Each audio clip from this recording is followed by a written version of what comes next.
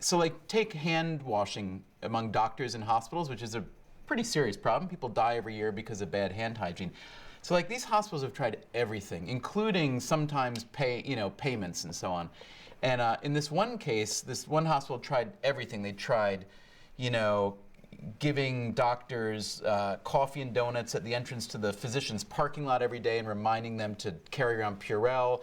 They tried giving them free Starbucks cards to reward them for good behavior. They tried writing these strongly worded memos to kind of scare them into doing the right thing.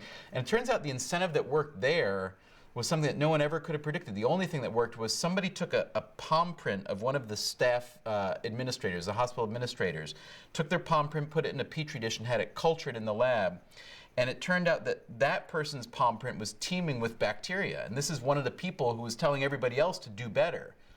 And they took that picture of the palm print and put it on this as a screensaver of every computer in the hospital, so that no doctor could then go to do his or her business without being confronted with it.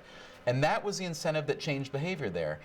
Never in a million years could two guys have sat and made a list of things that, you know, we think will work to change behavior to get it to the way you want it to be, but just through trial and error in that case it worked. So that's kind of the beauty of incentives, or that's what makes it fun to write about at least.